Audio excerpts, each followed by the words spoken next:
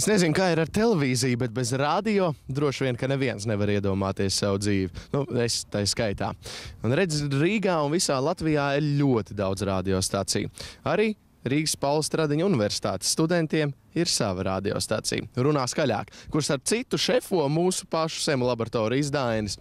Un pagājušajā nedēļā viņi iedzīvināja vēl vienu Latvijas rekordu. Proti bija ēterā 24 stundas no vietas. Ar visiem dīdžejiem. Protams, sarunas, mūzika un vispārējais.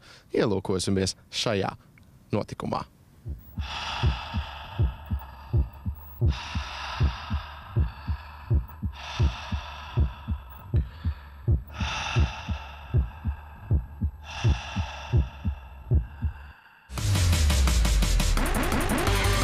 Tieši pirms gada iesākām toreiz jau 12 stundu maratonu. Ir pagājis tieši gads, un mēs nolēmām to darīt divreiz ilgāk, divreiz jautrāk, ar divreiz vairāk viesiem un divreiz vairāk jautrības un divreiz vairāk studentu dzīvesprieku. Dāmas un kungi, mēs jūs ielūdzam uz šī gada garāko radiošovu Latvijā. Šis ir Radio Nāskaļāk 24 stundu maratons. Runā skaļāk 24 stundu maratons kopā ar Annu Babri, Zani Bitmani, Miku Geidānu un Dainu Nažinski. Pirmā stunda.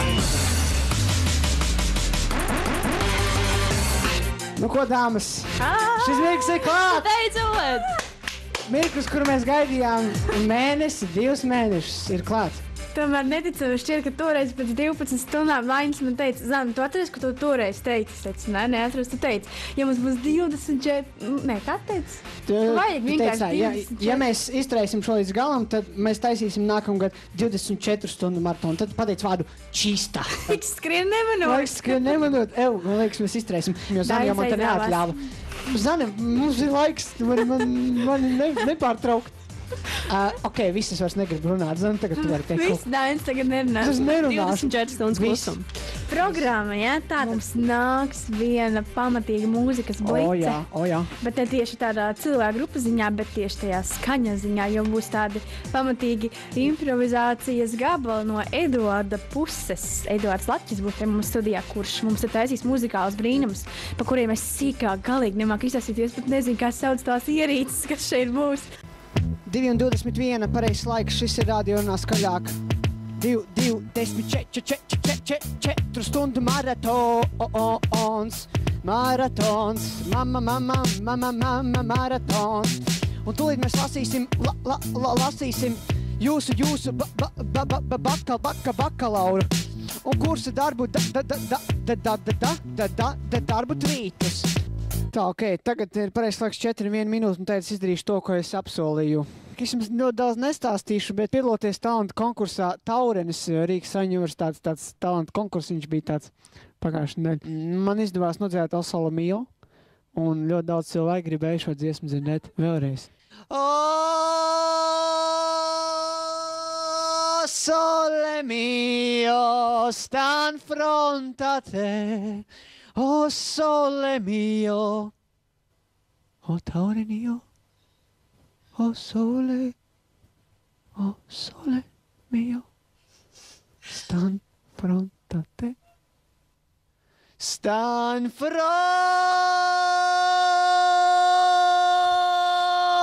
a te.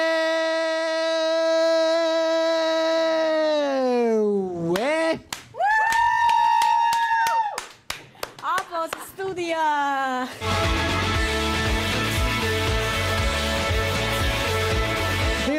Divas minūtes pār 8 vakarā, nē, rītā ir pareizs laiks. Jau dzīvo vakarā. Nē, es jau dzīvoju jau vakarā, nevis vēl vakarā. Šī bija Coldplay with Teardrop is a Waterfall. Mēs varam spēlēt šo. Jā, iekārtojies mūsu ērtajā dīvāniņā. Ja mūsu ciemos ir Gati Šulka, karikatūristi, kas varbūt nezin. Nu, tāda statistika par visbiežāk zīmēto Dombrovskis varētu būt numur 1 vai nu? Tas pats droši vien Lipmans, jo man liekas. viņam tur bija sporta avīzē izdota kā tāda bukletiņa ar Glikmana karikatūrām, bet tas nerealizējās.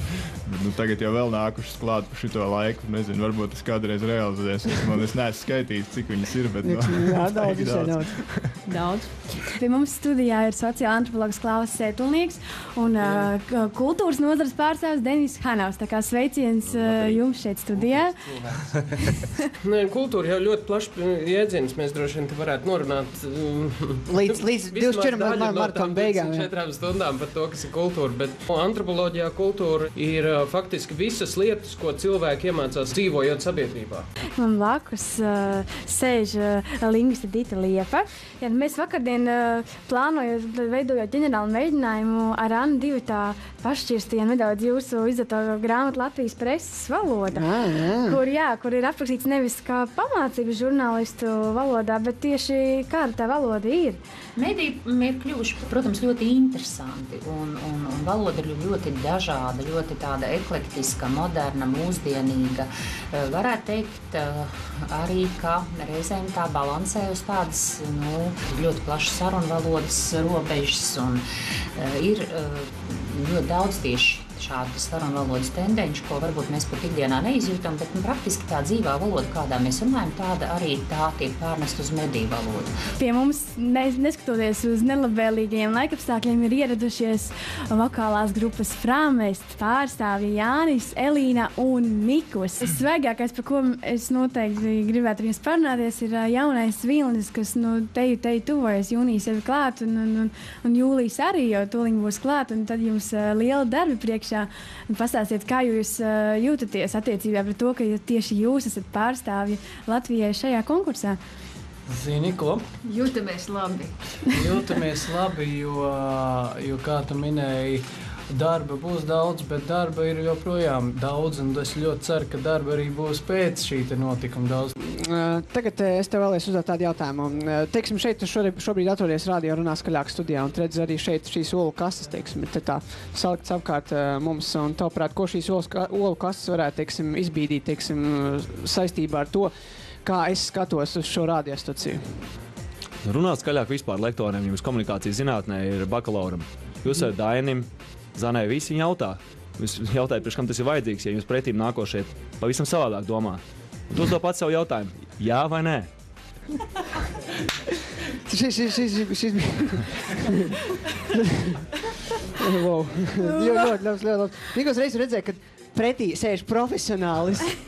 Ok, tātad īsumā par visām 24 stundām. Mēs sākam vakarā, 8 vakarā, un esam pienākuši pie tā, kad ir jau 1. jūnija 8 vakarā, tūlīt būs, un tas nozīmē 24 stundas mēs esam bijuši radio runā skaļāk ēterā. Un es jums varu apgalvot, ka tiešām neviens cilvēks no mums nav gulējis ne minūti. Paldies, tāpēc citu visiem cilvēkiem, kur bija kopā ar mums visu šīs diennakts laikā. Nebija brīža, kad mēs būtu palikuši vieni, un mēs baidījāmies no šī brīža. Tik tiešām liels paldies visiem, ka jūs to padarījāt tieši par tādu maratonu, kā jūs to padarījāt, ka jūs bijāt daļa no vēstures.